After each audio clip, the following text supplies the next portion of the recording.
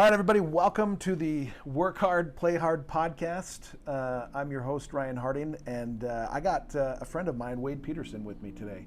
So Wade is the owner of Journey's End Homes, and in fact, I'll just ask you, how long have you been doing it for?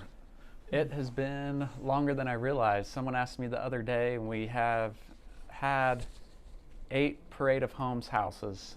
So. Wow. And that's a once-a-year thing. We were going, yeah, a couple years before that. So it's been a decade that we've been kind of out on our own. Yeah. And previously was in construction for a few years before that with someone that you would know, Richie McDonald, Sweetwater Homes, and he mentored me for a couple of years. Yeah. And luckily, we're still staying busy, and there's work to do, and it's been great. And you've enjoyed, that was a good move going off on your own, obviously. Yeah, it was. At the time, it was extremely scary. Oh, yeah. But hindsight, it's something that we've been really happy that we did. Good. Yeah. Good. And you do, so tell, as far as what type of homes do you do and stuff like that? Tell us what are you building? Townhomes, condos, single-family homes? What are you doing? So we're adapting a little bit right now. I think everyone's kind of living and dying by adaptation right now. Yeah. So very fluid, like everyone is in the market. But traditionally, our bread and butter has been homes that are between maybe $750,000 and $1.5 million. Okay. And that home used to be. And maybe we'll talk about this later, but we haven't really changed the house that we build, but the price of the same house has changed pretty drastically. Sure. And so our bread and butter used to be maybe 400 to 800, and now our bread and butter is more like 750 to $1.5 million, though it's not a vastly different home. Perhaps a little bit nicer, and maybe a little nicer areas that we build in, but that's what's kept us busy for the most part. Okay. And that main cost going up, labor costs, construction costs. I mean, I guess all those things are, have changed. I truly, I think it was a kind of a perfect storm of things between labor being really short and wages climbing really high. We had materials, which COVID kind of showed us how bad that could really get. Oh, yeah. When we saw lumber prices not double, in some cases quadruple, where a sheet of plywood went from $15 to $60, that was 4x. Really crazy. So labor, materials, cost of land. If you've been lot shopping in the last 5 years, I always thought we were going to hit this threshold where people said, that's too much, and we never really did. And then I thought we were going to hit it again when interest rates got crazy. Another expensive aspect of home building and buying right now.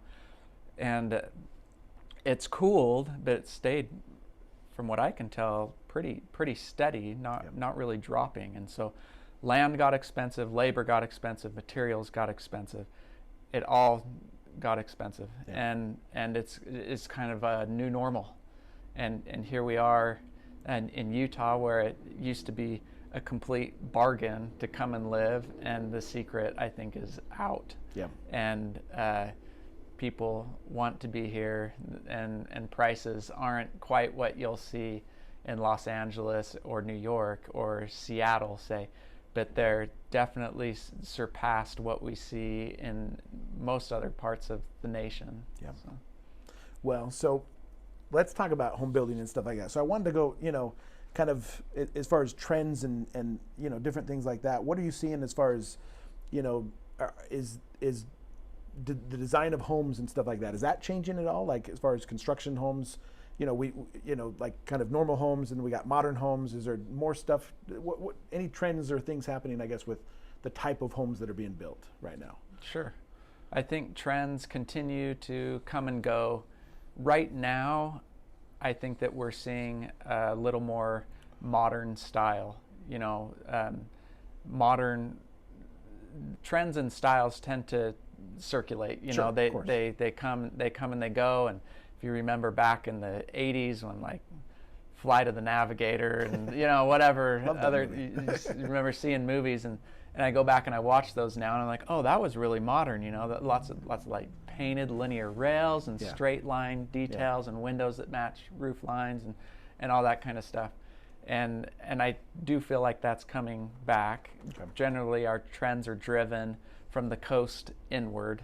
Okay. So we'll see trends start in New York or in California or Florida, and eventually they move inwards, and we catch up. And that's with clothing or housing or whatever it is. Sure. So if you look out, that's kind of what we see moving in is becoming a little more modern. And in Utah, we've kind of coined this phrase mountain modern. And so we're seeing a lot of like really cool materials and stone and things that very Park City-esque, if I could say that. Yeah. And so we get kind of this really neat blend between modern and mountain design. Okay. And it's fun. It's always fun to keep up with or try to keep up with. Sure. What about as far as like materials or way things are building? I've heard like kind of manufacturing off-site and bringing things in and stuff like that. Do you see any future there with things that are being built, like that kind of stuff? Really good point. I think the technology is there. It's going to take some more time to filter out into people that are actually using it. So we've seen homes that are 3D printed. Yeah. And they're really fun to watch on YouTube. Sure. But here in Utah County, are we seeing that really, really rarely, if any at all?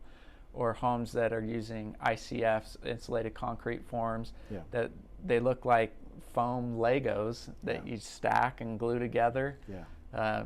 We'll start to see one of those pop up in a town every now and again. Okay. But it takes a really long time for engineers to understand it and become familiar with it, and then you've got city inspectors that have to learn, and general contractors will struggle to kind of change everything. So we are, but it's not quite there yet. There's some really neat things with technology, but they're slowly integrating. It's not like tomorrow we're going to see hoverboards and all those kinds of things with crazy homes. Okay. So 5 years, 10 years, 20 years, I mean, but it is happening, I guess, some of those things, I guess. I think so. And a lot of it is just becoming more efficient of what we're currently building. So it might look largely the same from the outside, but the guts of the house, what's inside, there's advances with insulation and how that's being done, and there's advances with furnaces and water heaters, and look at all the things that you can do from your phone now. I mean, you could check and see if your garage door's closed, if your lights are on or off, if what temperature your fridge is, and that's a lot of the fun technology stuff that we're starting to see now. Are you seeing any of those things, or do you as far as cost, right? Obviously that's a big thing right now is cost, right? To build a home. Any of those things going to help with trying to make things a little more efficient? Maybe costs come down, maybe not. I mean, I know there's a lot of factors, right? Because you got land too, and land's just land. So, but good question. And the answer is no. And I haven't thought about it, but perhaps that's why it's been slower to go there, until we have a mass adaptation of some of that technology. It's currently more expensive. Okay. So there's since things have cooled off a little bit, we might have 10 framing crews that are readily available to now go and start a home, but to pay to bring out the one machine that can 3D print you a house is probably astronomical to do currently. And that's another thing that we're trying to see is how do we make homes more affordable, and it's certainly not by putting more expensive things into them. Of course, yeah.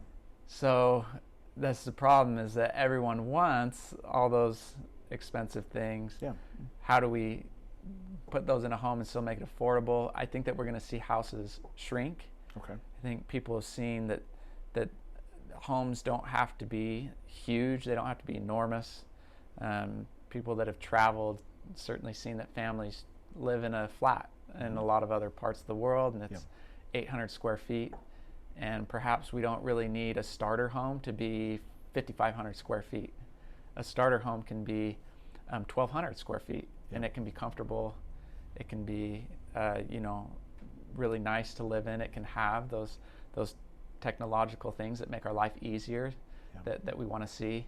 And because really at the end of the day, you can't just keep increasing a footprint and do more square footage for free. That's the largest driver of price is size. Just as you get bigger, it gets more expensive. Are you seeing people, so obviously land is expensive too, right? I mean, are you starting to see homes go more vertical then too, like where you're trying to fit, a smaller lot size and do a larger up and down home, kind of thing? I'm probably not the best person to respond on development because I don't do a lot of that myself. Okay. We see some lots that are developing. A lot of those are driven by the city, though, will dictate, they'll zone their city, and according to the zoning, the size of the lot that applies to that zoning is all that you can do. So even though, we may want to put fifth acre lots, and provide a cheaper product, a more economical home on a more economical lot. If it's not zoned for that, it's against the law and it's a non-issue. You don't even think about bringing it up. Sure. Are there, going back to styles of houses as far as costs go, is there different, styles of houses that can be a little bit cheaper if somebody's, entering in a home, like, hey, if we build it this way, it's a little bit cheaper than if we build it the more mountain modern home, or is there not much difference there, I guess, with that part? There is, and for us, that's kind of our secret sauce. Okay. So I won't divulge too much, but it's like Kentucky Fried Chicken, it's like their secret recipe. You got the secret recipe. I like it. Okay, let's talk about that. So as we draw and as we engineer a plan with homeowners, we look very specifically at, what's going to be most economical to build. And some things I think people are really aware of, like if you get a 12-12 pitch roof is a lot more expensive than a 6-12 pitch roof. It's more expensive to put roofers up on it. You need more shingles. The trusses are, it just takes more material, and it's more expensive to do, and it's harder to frame. But there's other things that I think people see. They're looking at their dining room and they're like, our table's not going to fit. Can we bump it out 2 feet this way? And we say, well, we can, but now we're going to need a steel beam to make that span. Can we bump it out 2 feet this way? You'll still have now the same amount of space to work with your table, but we can just cantilever our joists off the edge at 2 feet, and it's almost free. We hear that a lot. Yeah. So there are certain things that we really try to do, that we really try to focus on through architecture, through engineering. Yeah. There's also a reason why we've gone more to a spec model, and that's specifically because there's certain homes we've built 20, 30 times that are efficient. And man, it's because we've gone through every single time we build that house and we think, well, what if we did this way? And what if we did this that way? Yeah. And by the time you do that 30 times, it gets dialed in. Yeah. And we can sell those homes for a lot less cost per square foot than we can custom draws typically. That makes sense. So that is obviously one reason why a lot of times builders will continually build the same home, is that is a cheaper way to do it, I guess. And they get good at it, right? I mean, so. Okay. The question is can we mark enough boxes for you? You're going to have a list of things that are must-haves in your home. Yeah. Can we check enough of those boxes so that it's still what you want, but at the same time maybe provide something that's more affordable during these times, especially when your monthly payment needs to stay within a certain allotment. Yeah. Gotcha. Okay. No. So as far as, let's talk about permitting and regulations and stuff like that. Do you see cities, obviously Utah does have a housing problem and stuff like that. Do you see cities starting to change some of that? I mean, from a state level, I know I've heard rumors of, I mean, they know this is a problem, right? It's a serious problem and stuff. So anything you're seeing happening there, or that you'd like to see happen, I guess, with permitting and regulation and stuff? So many things. Boy, because that would make a bigger difference than anything. Yeah. And I think short of, people watching viral TikTok videos about how housing, the average cost of a house is now $416,000, and back during the Great Depression it was $7,900, and then they'll compare that with wages and everything, and they're like, we're in dire need of some affordable housing. Sure.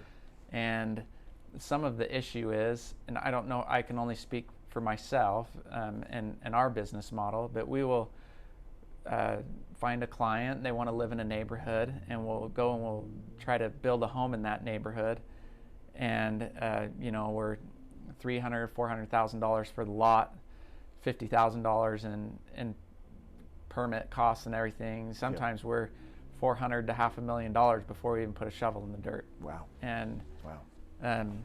And then we submit a house to the HOA or to the governing body that takes care of the CCRs, and they're going to tell us, you have to build a home that's at least 3,000 square feet above grade. Oh. And it's like, well, that's 600 more square feet than we need. Yeah. Our family isn't that big. We don't want to spend that much money. And they're saying you have to spend that much money.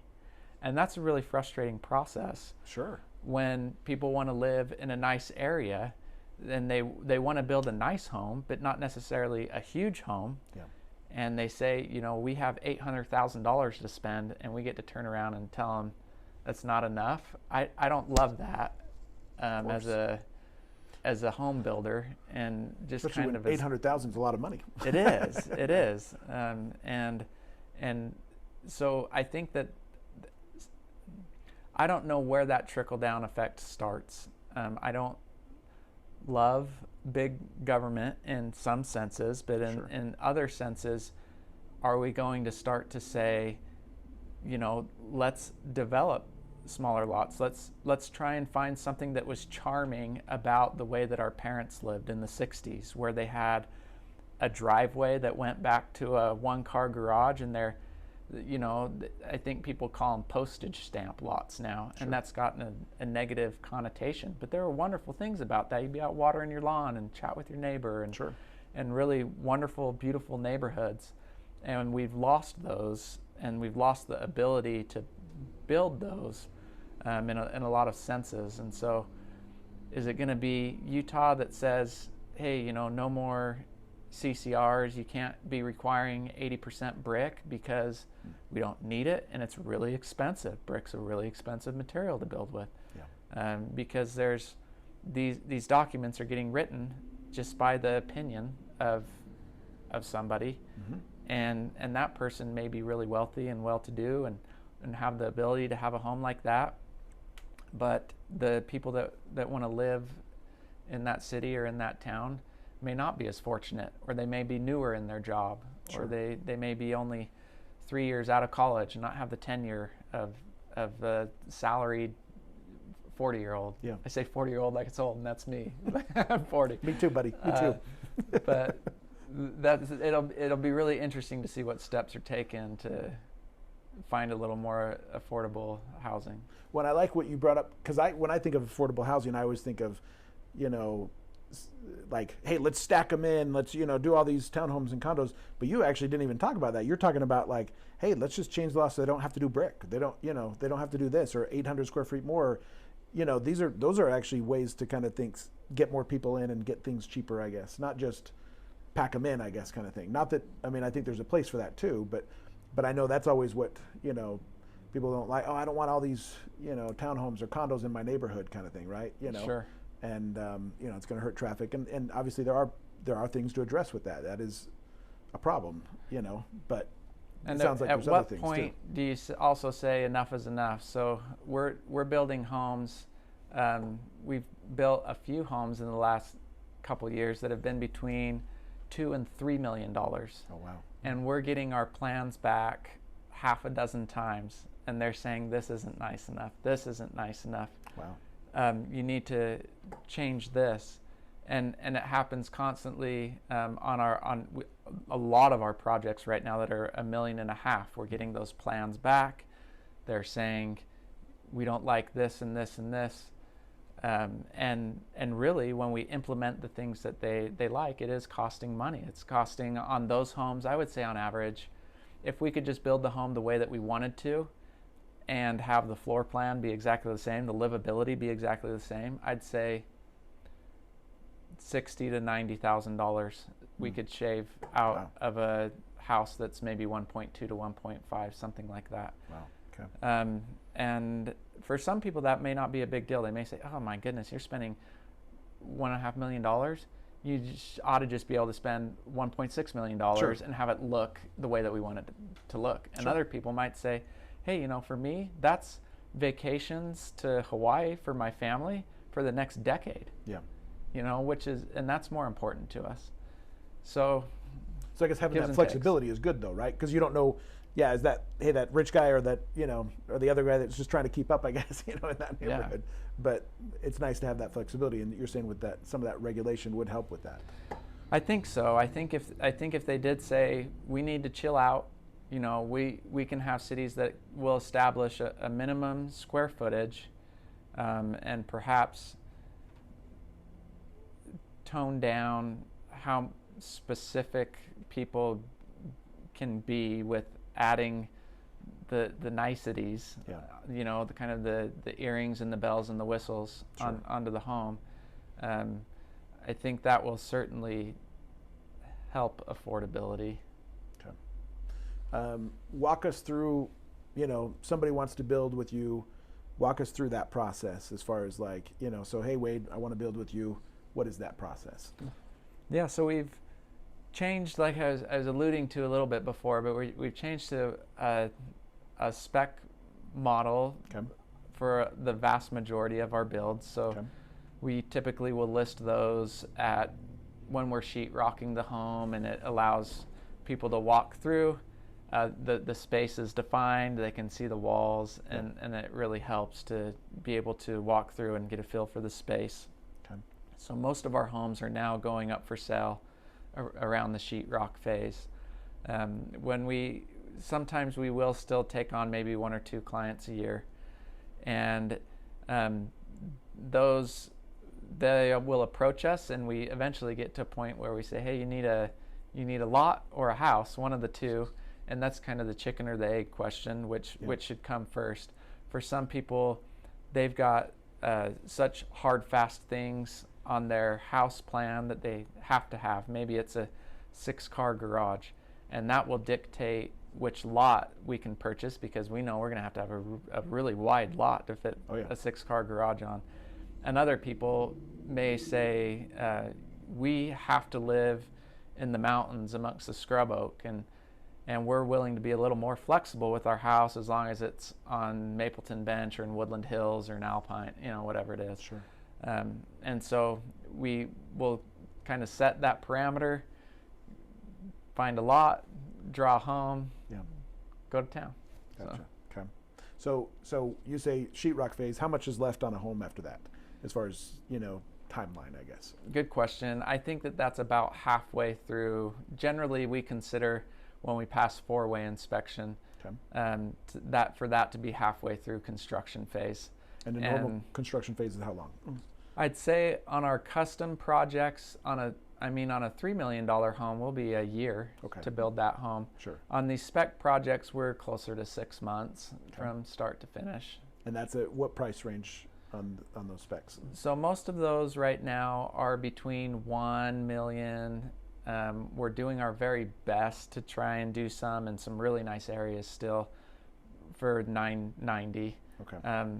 Whether or not we can still do that is yet to be told. Ask me again 6 months from now when that house is done. But that's really what we want to do. Okay. And then some of the nicer ones, like maybe one that we would enter in the Parade of Homes this next year, will probably be 1.7. Okay. Yeah. Okay. So specs. Okay. So and do you? So if normal build time is 6 months, so halfway they have 3 months left. Can that person still? What kind of customization can a person do at that point when they come to you at, you know, halfway through? You've done sheetrock. Obviously the bones are there, right? You can't really do much there, but as far as picking colors, I guess, and stuff like that, or is there customization that you allow? Yeah, when we have a client from the beginning, the sky's the limit. You can customize absolutely anything that you want. When you come in and let's say that you found a home that really makes sense for you and the way that you want to live in it, and we're just sheetrocking, there's going to be some fun things that are left to choose. Of course, you can choose your paint colors. we've COVID taught us to order a lot of materials a really, really long ways in advance. Sure. And so a number of things would be pretty tricky to choose at that phase, but certainly, paint and carpet, probably choose your countertops, some hardware selection. So a lot of what is like striking visually in the home, you could still choose those things. Okay. Yeah. Okay. What about energy efficiency and stuff like that? Are you doing? Is any of that changing? With progress things, or solar panels or different things like that with homes? It'll be interesting to see what happens with solar. I follow that pretty close, and I'm really interested to see what tax credits will continue on, and what ones might be done away with. There's this constant battle of is the power company going to purchase back your power at a certain percentage?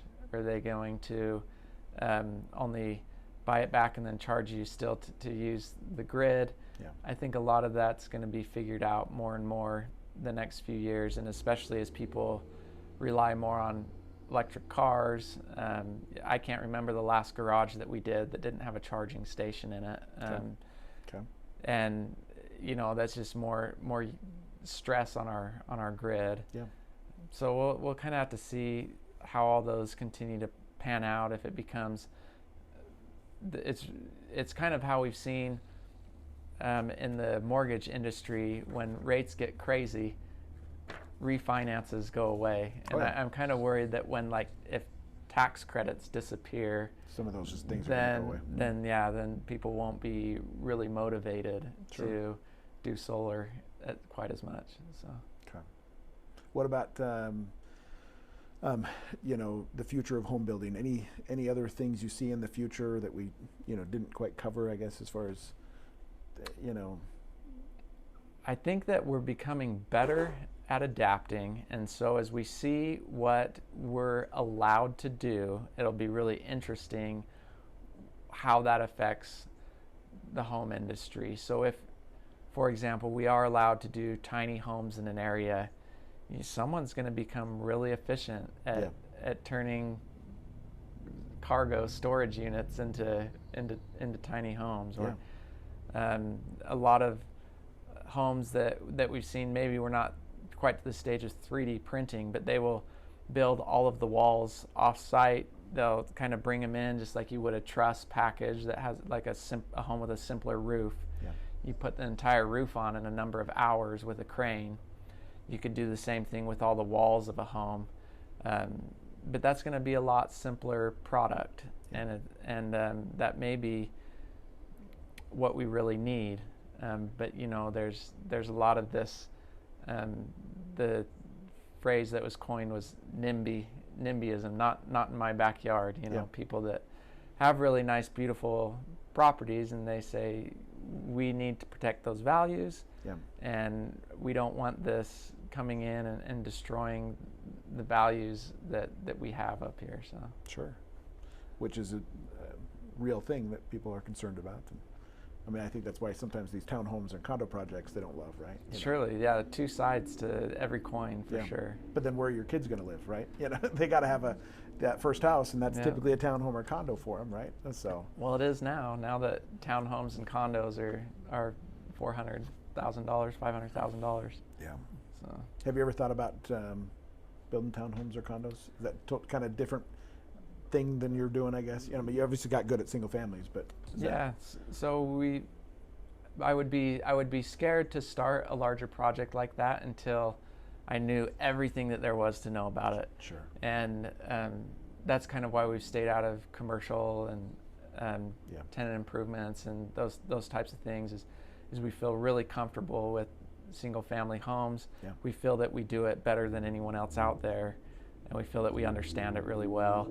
So to jump into a different thing at this point is a little bit scary. Sure. And it's almost like if it isn't broken, don't fix it. Yeah. No sense to reinventing the wheel for us at this point. Well, again, you're good at, and I guess that's one of my questions too, is what sets you apart from other builders you know, like, you know, why should somebody build with you, I guess, you know, as opposed to somebody else? So. Sure.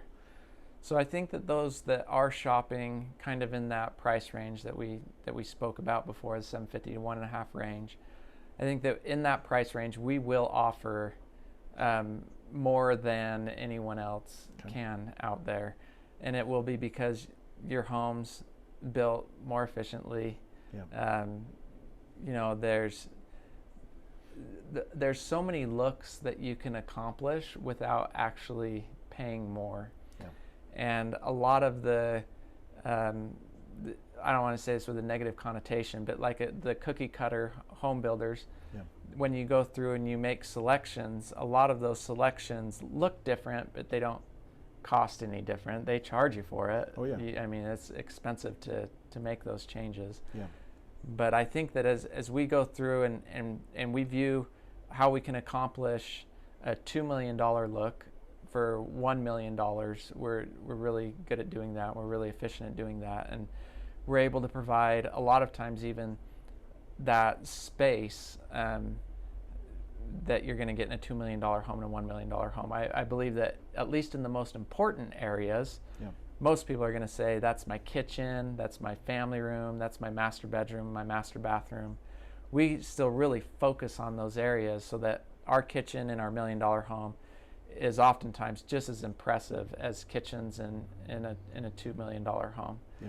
And that's going to be really what sets us apart, is our focus on doing what's important. That may mean that some of your bedrooms are in bonus trusses, or that may mean that some of your square footage, maybe your gym and your theater, are under the garage instead of bumping your basement out bigger. We'll use suspended slab garages, and we can grow our homes with a square footage that's a lot less to build cost per square foot.